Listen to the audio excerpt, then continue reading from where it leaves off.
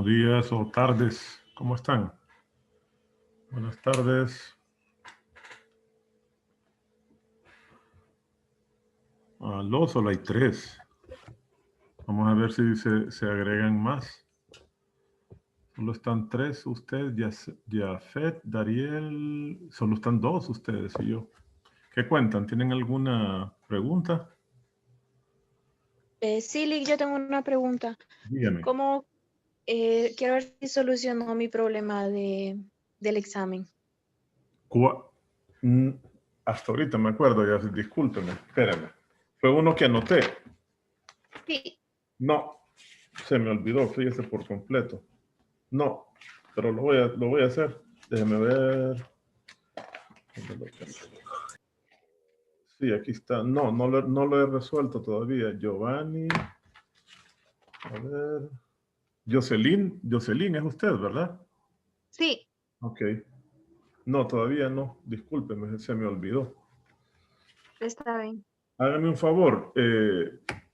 Mándeme mañana en la mañana, como a las 10, ¿cómo se llama? Al WhatsApp, al grupo, un recordatorio. Porque si no me pongo a hacer otras cosas y se me olvida. Está bien, yo lo mando mañana, temprano. ¿Cuántos hay? Ya hay 5. Bueno, vamos a ver. Vamos a comenzar. Les voy a compartir la pantalla para que podamos desarrollar el tema de hoy.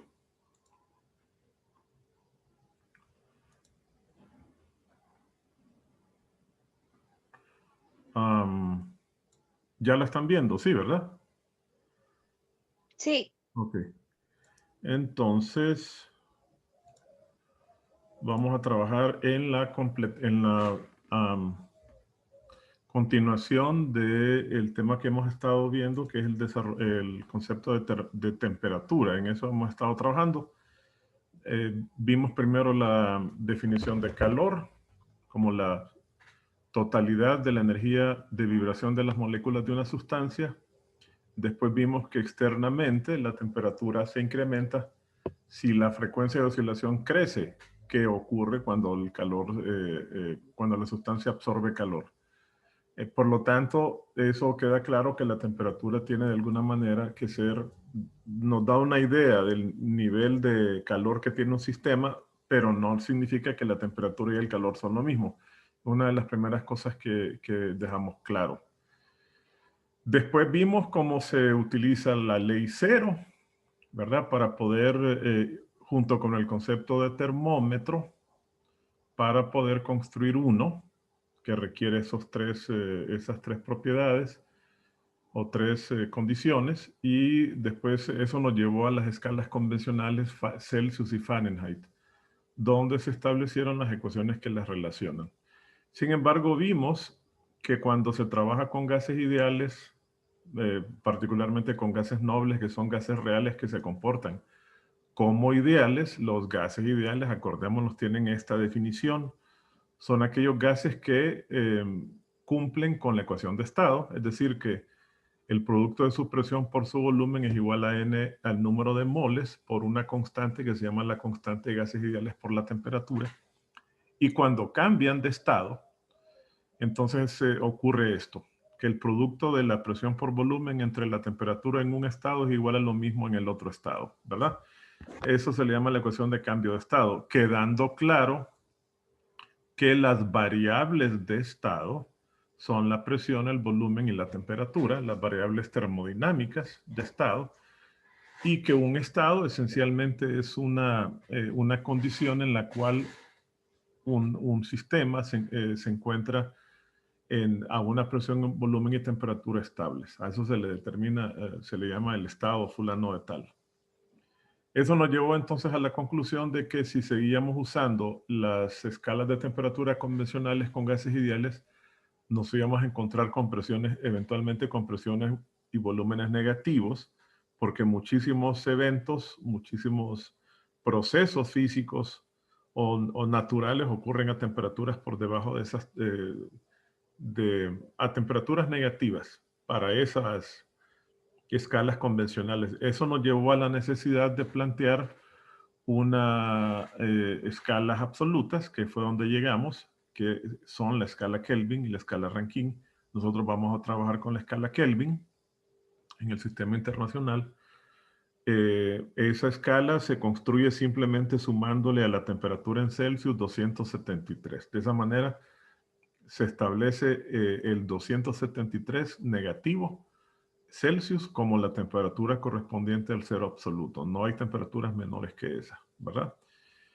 Entonces, prácticamente todos los procesos con los que vamos a trabajar, o por lo menos el 95% de los procesos, el 90% de los procesos, tienen que hacerse con temperaturas absolutas. Uno en los que no es necesario siempre hacer esto es justamente con el tema que vamos a desarrollar hoy, que es el de dilatación y contracción térmica. Sencillamente es claro que cuando una sustancia cambia su temperatura, el nivel de vibración de sus moléculas cambia. Eso significa que la vecindad en la cual cada molécula oscila cambia también. Aumenta, esa vecindad crece para cada molécula si la temperatura se incrementa al absorber calor la sustancia, o por el contrario disminuye si la temperatura disminuye.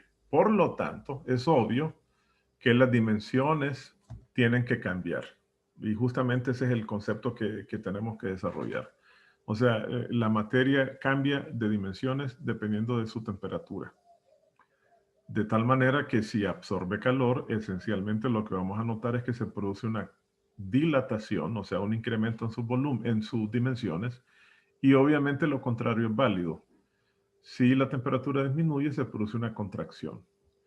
Entonces, lo que vamos a hacer hoy únicamente va a ser una clase relativamente corta, es desarrollar 3 ecuaciones correspondientes a la dilatación, tanto lineal como superficial o volumétrica, para cumplir con todas las posibles condiciones, las posibilidades de que un cuerpo que estemos nosotros estudiando o considerando u observando esté definido en una dimensión, en 2 dimensiones, por ejemplo, si tiene la forma de una lámina, o en 3 dimensiones si se trata, por ejemplo, de una masa, de un gas, o esencialmente de un cuerpo que tiene un volumen.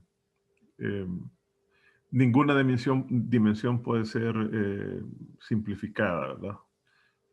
Entonces, vamos a comenzar con la dilatación térmica a nivel de lineal. Vamos a suponer que tenemos un objeto cuya dimensión largo, así como este que tenemos acá, es mucho mayor que, por ejemplo, su grosor. Por ejemplo, podríamos tener un alambre. Aquí tenemos un alambre, una barra, ¿verdad? Podría ser ese caso. Entonces ocurre lo siguiente. Lo observado es lo siguiente. Cuando ese objeto tiene una temperatura T sub 0, una temperatura inicial T sub 0, tiene una dimensión, un largo L0, al que vamos a denominar L0.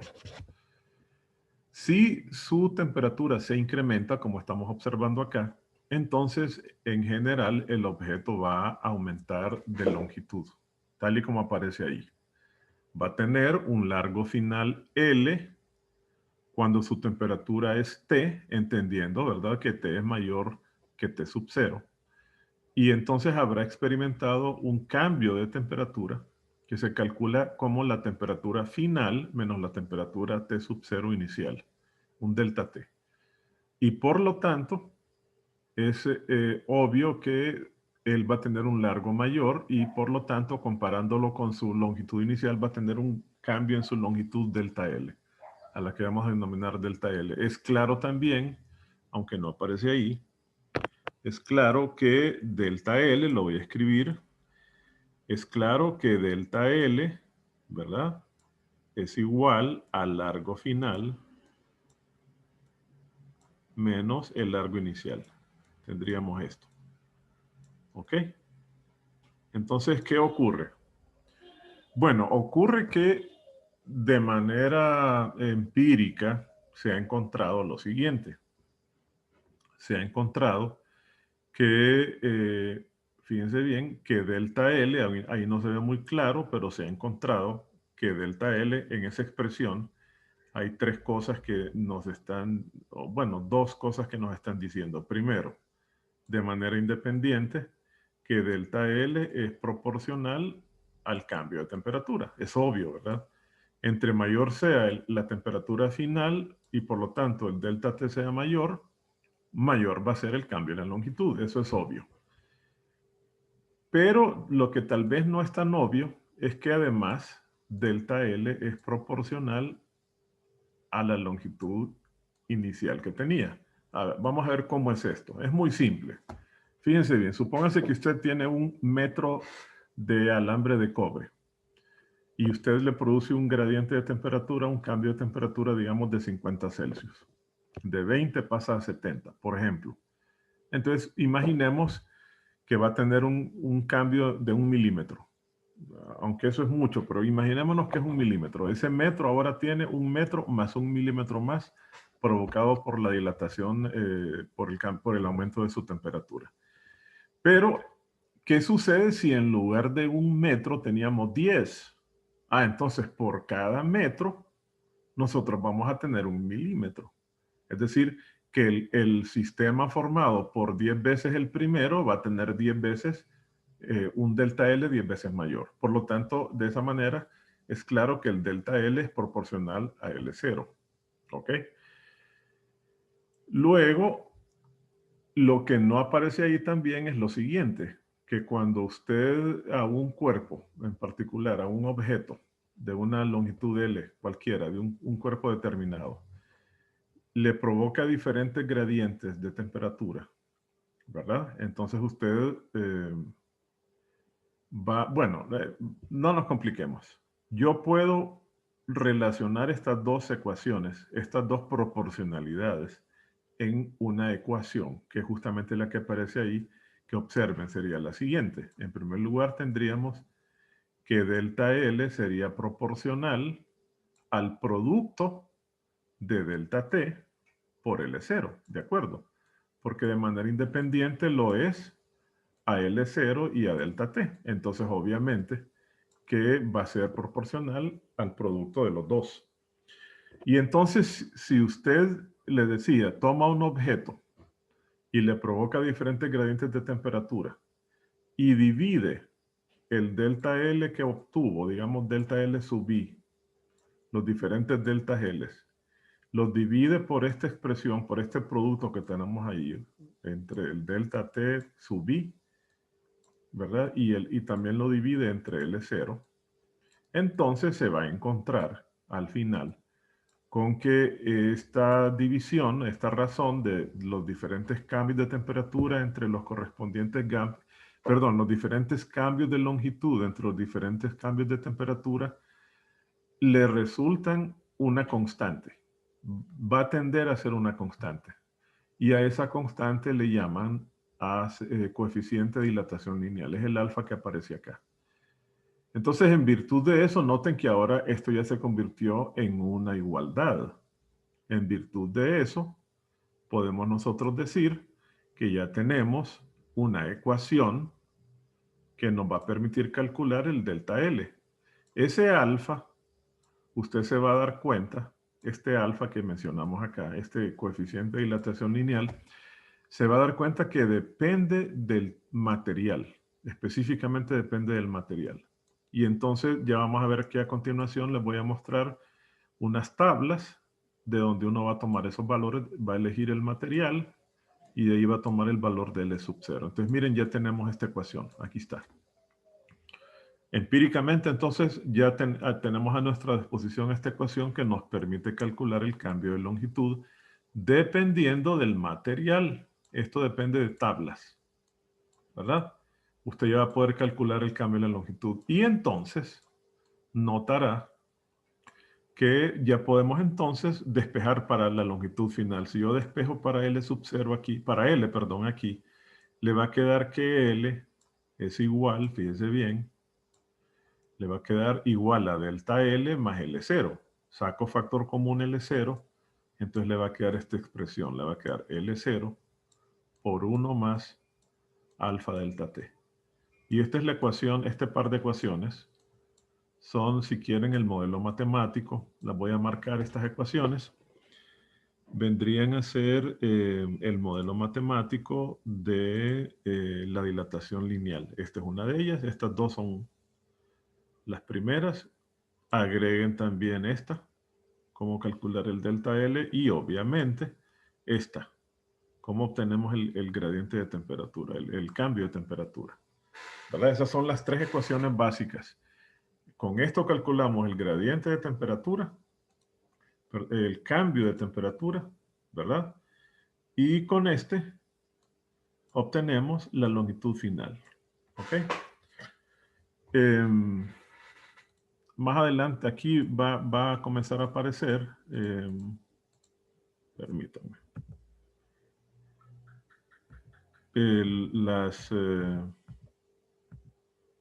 los valores de alfa. Creo que es lo que viene a continuación, las tablas. Aquí están las tablas. Noten que ahí tenemos tablas de coeficiente de dilatación lineal, alfa, para el aluminio, latón, cobre, etc. Y aquí tenemos una tabla adicional. Esta tabla primera es obtenida del libro de texto. Es parte de la tabla con la que vamos a trabajar. Pero uno puede conseguir también en internet, como está aquí, tablas de dilatación lineal que nos pueden servir, ¿verdad? Observen, en la tabla se ve claramente que, veamos en esta tabla, que si usted está trabajando, por ejemplo, mide el coeficiente de dilatación lineal del acero. Si usted está trabajando con Celsius, notará usted que el valor es de 1.2 por 10. Miren, observen que todos son del orden de 10 a la menos 5. ¿Lo ven? De 10 a la menos 5. Pero observe que si usted trabaja con Fahrenheit, el valor cambia a 0.66, aunque siempre el orden es de 10 a la menos 5.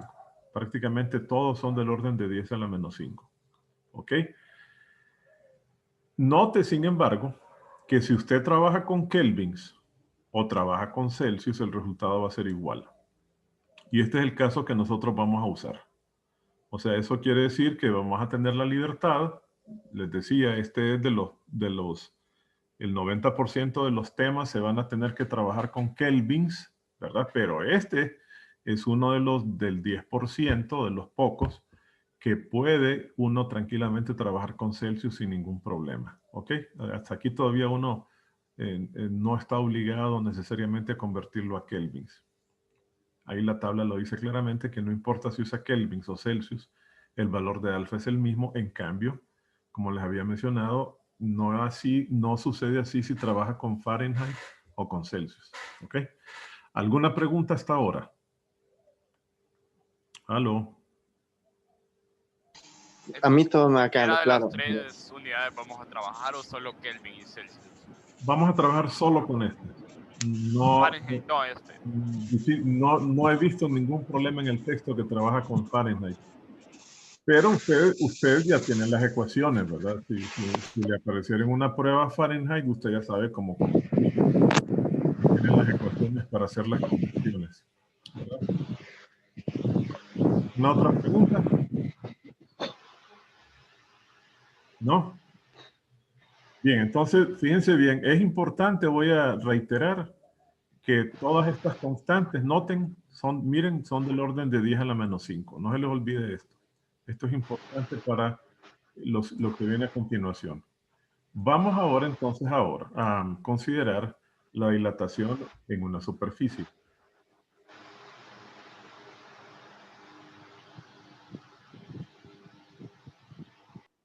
La dilatación en una superficie, ¿verdad?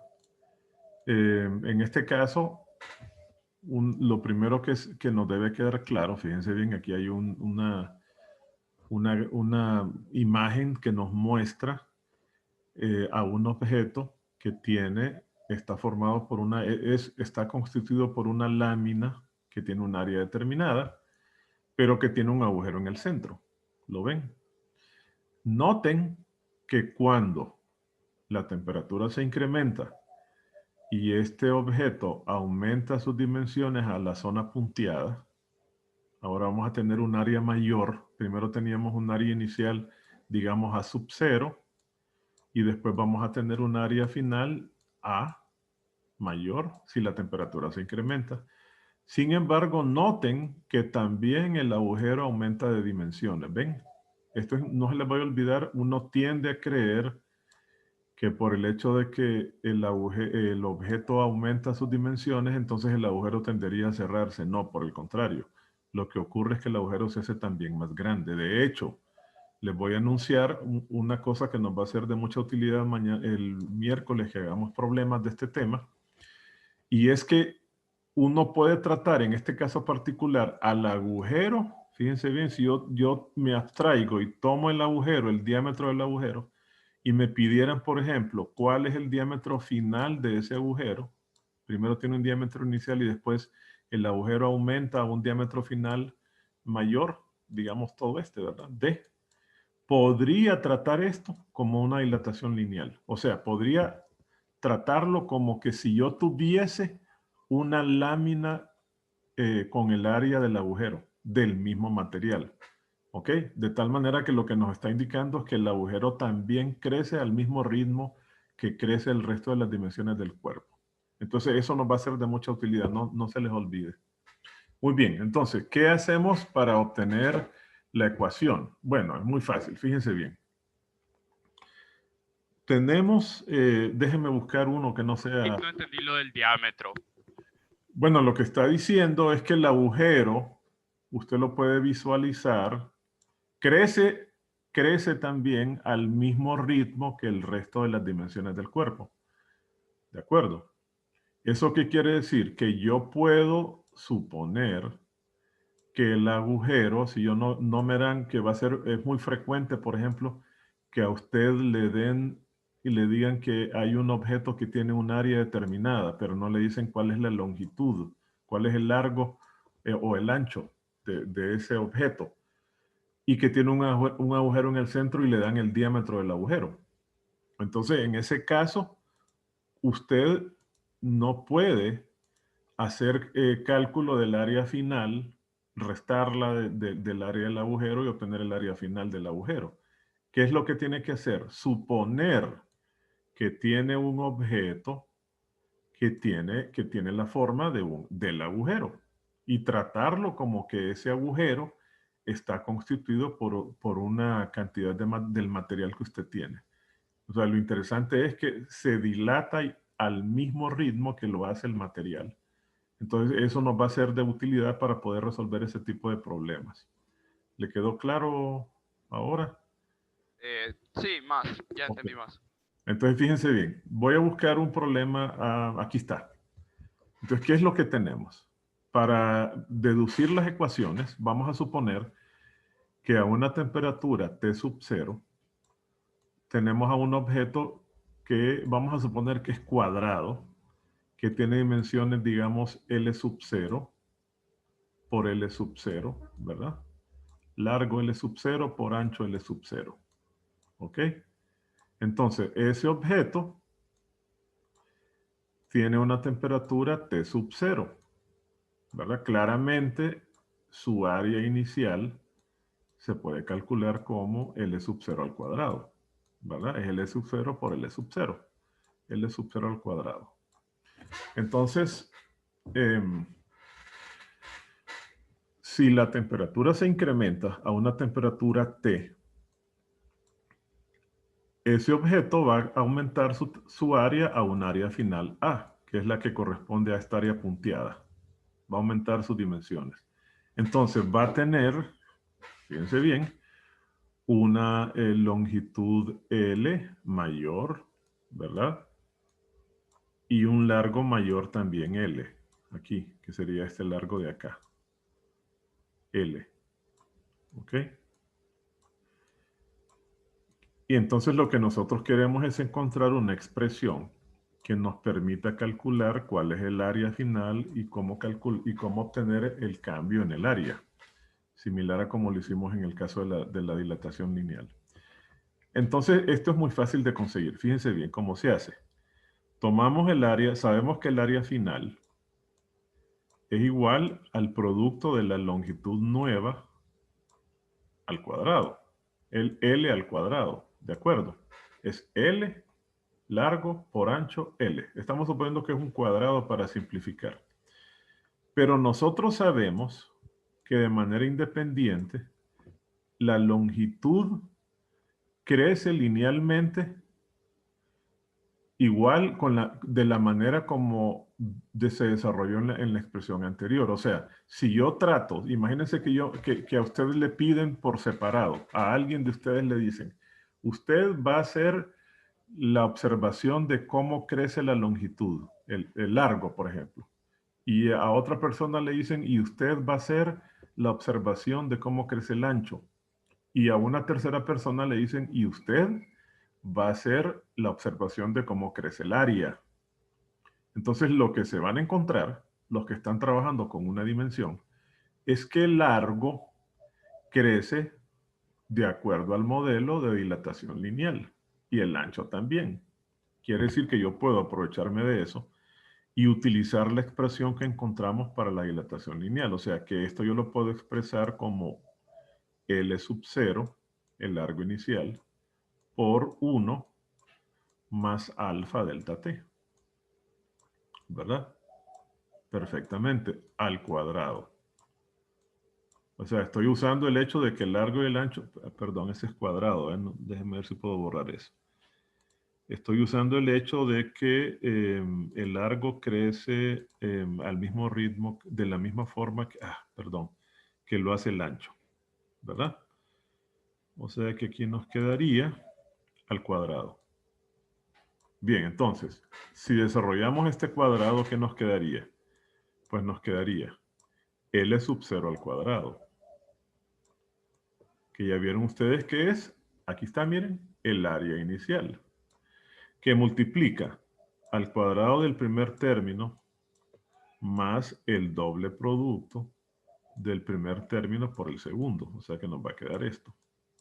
Más el cuadrado del segundo término. O sea que aquí nos va a quedar alfa cuadrado por delta t al cuadrado.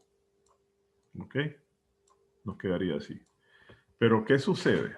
Si se acuerdan, yo les hice énfasis en el hecho de que alfa es del orden de 10 a la menos 5 y elevado al cuadrado nos quedaría del orden de 10 a la menos 10. Por lo tanto, uno puede despreciar este último término. ¿Ok? Y entonces nos vamos a quedar con esto que aparece acá, miren. Vamos a llegar entonces a esta expresión que tenemos allí. De ahí se deduce. El área final, aquí la tenemos, es igual al área inicial, L sub 0 cuadrado, por 1 más 2 alfa delta t. Ahí tenemos la expresión para obtener el área final. Ahora, ¿y cómo obtengo el cambio en el área? Bueno, entonces, usted sabe que el cambio en el área no es nada más que el área final menos el área inicial. Nos queda esto menos el área inicial. Entonces observe que si usted hace esa diferencia sustituyendo el área final aquí, ¿verdad? Lo que le va a quedar es que se le va a cancelar ese 1 y le va a quedar 2 veces A sub 0 por alfa delta t, que sería la manera de calcular el área final. El cambio en el área, perdón. Ahí tenemos entonces las dos ecuaciones. Lick, solo el cambio del área, no le entendí la ecuación. Fíjese. A ver, déjeme borrar acá y hacerlo con detalle. Permítame. Vamos a ver. Vamos a ver, aquí lo vamos a hacer. Fíjese bien. Es claro, ya nos quedó claro que el área final, aquí lo tenemos, va a ser igual a esto. Entonces, el cambio en el área, ¿a qué es igual? Es igual al área final menos el área inicial, ¿verdad? O sea, sustituyamos ahora, en lugar del área final, sustituyamos esto. ¿Qué le va a quedar? Le va a quedar, y voy a multiplicar el A sub 0 en los dos términos, me va a quedar A sub 0, ¿ya lo vio? A sub 0 más 2 veces A sub 0 por alfa delta t menos A sub 0, ¿verdad? Y ahí se le cancela el A sub 0. Entonces solamente le queda 2 veces alfa delta t. Ya, hoy sí. Okay. Entonces ahí tenemos las dos ecuaciones.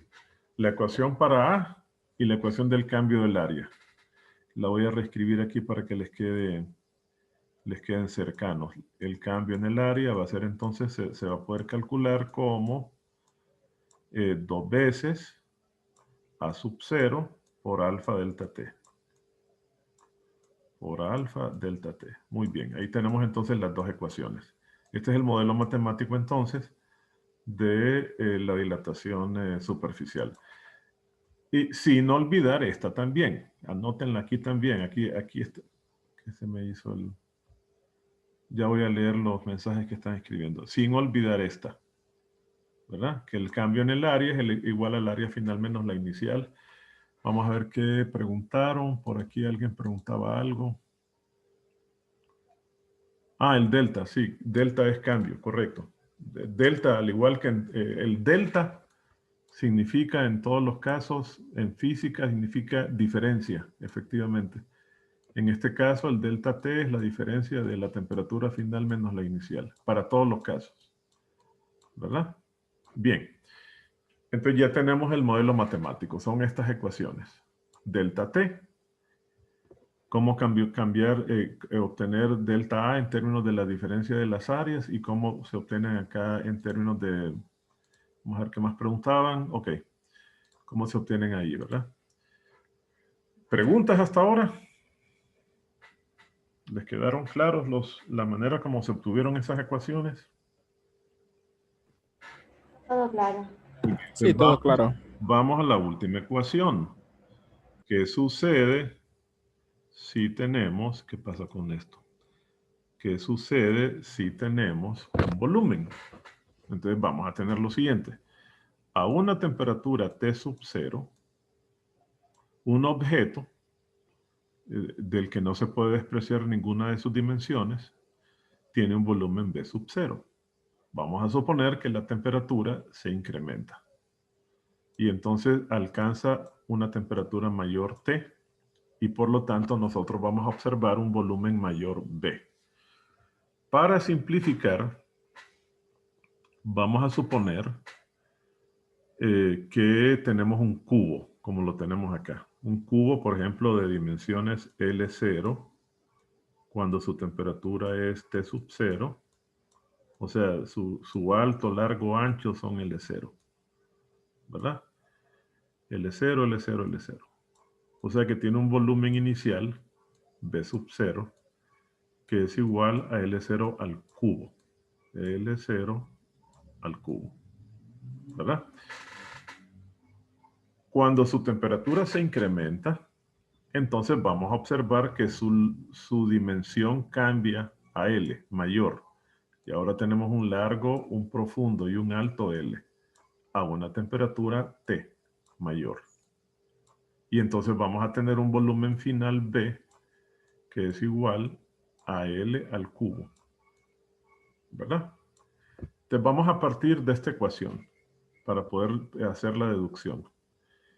Tenemos que B es igual a L al cubo, pero L al cubo convenientemente lo voy a separar así, miren. Estarán de acuerdo que es lo mismo. ¿De acuerdo?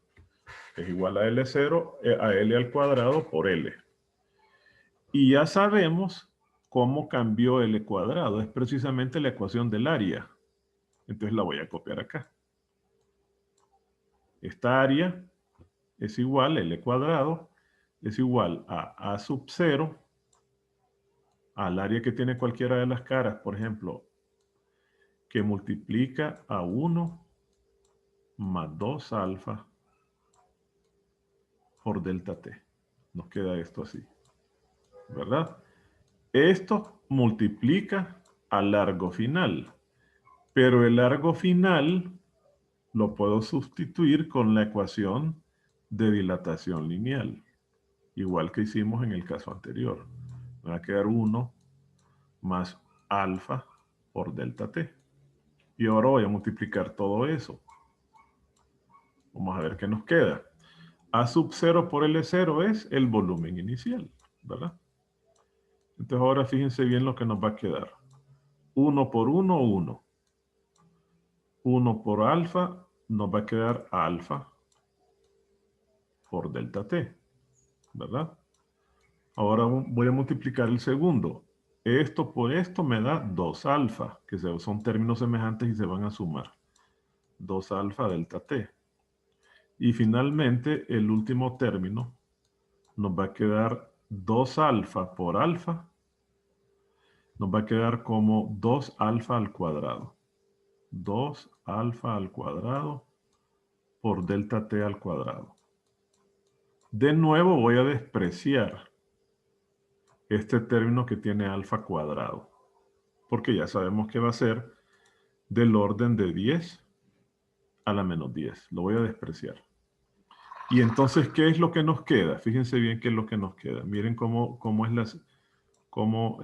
aparece la simetría. Nos queda b sub 0 por 1 más 3 alfa delta t. Entonces miren cómo ocurre la simetría. Creo que más adelante está eso evidenciado. Ahí tenemos el volumen final. El cambio de volumen lo vamos a calcular haciendo lo mismo que hicimos antes. O sea, voy a restarle a esto, le voy a restar b sub 0. Es igual a volumen final menos volumen inicial. Ya no habrán notado ustedes que si yo hago esta resta, sustituyo aquí esta expresión y multiplico previamente b sub 0 por cada uno de estos dos términos, cuando reste b sub 0 se va a cancelar y lo que nos va a quedar es 3 veces b sub 0 por alfa delta t. Y ahí tenemos entonces la ecuación, las dos ecuaciones que nos interesan para este caso. Déjenme ver. ¿Qué serían estas dos? Para el cálculo del volumen final y la ecuación para el cálculo de cambio de volumen, ¿verdad? Y a esa, obviamente, que le tienen que agregar esta que aquí está. Aquí mismo la tienen, ¿verdad? Ahí tienen las tres ecuaciones. Vamos a ver si más adelante se muestra la simetría que les va a ser de utilidad para memorizar estas ecuaciones. Son muy fáciles de memorizar. Fíjense bien. Bueno, a 3 veces alfa le acostumbran a llamar beta. Déjenme borrar eso para que lo vean claro eso. Eso, a 3 veces alfa le llaman beta. O sea que se acuerdan que nos dio 3 veces alfa. Entonces, beta se convierte en una constante que aparece tabulada ella de manera separada y se llama coeficiente de dilatación volumétrico. Porque, por ejemplo, es el caso si usted quisiera obtener el volumen de líquidos, ya automáticamente va a encontrarse con tablas para sustancias que son normalmente líquidas, con tablas de betas. No se les olvide esta relación porque puede suceder que usted solamente disponga o bien de tablas de betas y tenga que hacer un cálculo de dilatación lineal, entonces tendría que acordarse de cómo obtener a partir de betas, obtener la dilatación lineal, divide a beta entre 3, o por el contrario, puede ser que solamente le den tablas de alfas y le exijan hacer un cálculo de volumen, entonces beta lo va a conseguir con 3 veces alfa, ¿verdad? Eso les queda claro. Aquí tienen, por ejemplo, esta es una tabla del texto, donde tienen los valores de coeficiente de dilatación volumétrico de varios materiales, ¿verdad? Se entiende que son aluminio, un trozo de aluminio, por ejemplo, que tiene un volumen. No puedo despreciar un cubo de aluminio. Igual para latón, cobre, vidrio, etcétera, ¿verdad? Ya directamente tienen el coeficiente de dilatación volumétrico. Y obviamente para líquidos. Aquí lo tienen. Líquidos como glicerina, mercurio, etc. ¿Ok? Bien. Entonces, aquí tenemos el resumen de las ecuaciones. Creo que por aquí van a aparecer. Fíjense bien la simetría que les decía. Observen. Una dimensión, miren, una dimensión, 1, tiene usted a la dimensión L0 por 1 que multiplica a alfa delta t. Una dimensión. Mire, 2 dimensiones. ¿Qué tiene?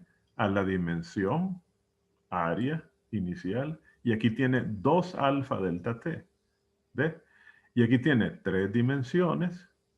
Y entonces ve que tiene la dimensión volumen inicial. Y aquí tiene 3 alfa. Acuérdense que beta es lo mismo que 3 alfa. Esto le va a ayudar a recordar estas ecuaciones. El término que aparece acá va a ser 1, 2 o 3 alfa, dependiendo si es una dimensión, 2 dimensiones o 3 dimensiones.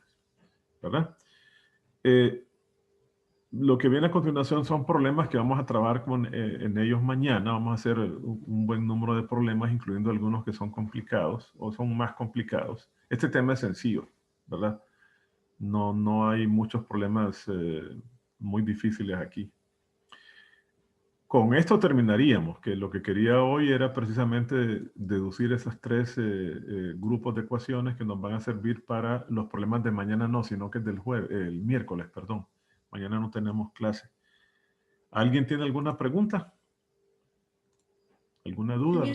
Dígame. ¿Perdón? El miércoles tendríamos la siguiente clase, ¿verdad? Sí, miércoles y jueves, sí. Acuérdense que si no hay problemas, tenemos clase los lunes, los miércoles y los jueves. Correcto. El miércoles entonces vamos a hacer una clase en la que vamos a usar estas ecuaciones para resolver problemas del libro de texto. ¿Ok? Si no tienen preguntas, entonces los veo el miércoles. Bueno, Excelente. Hasta el miércoles, ingeniero. vaya pues, bueno, hasta luego. Mucho gusto. Cuídense. Listo, muchas gracias. Que todo esté Gracias. bien. Ok. Buenas tardes. Buenas tardes. Gracias. Bye.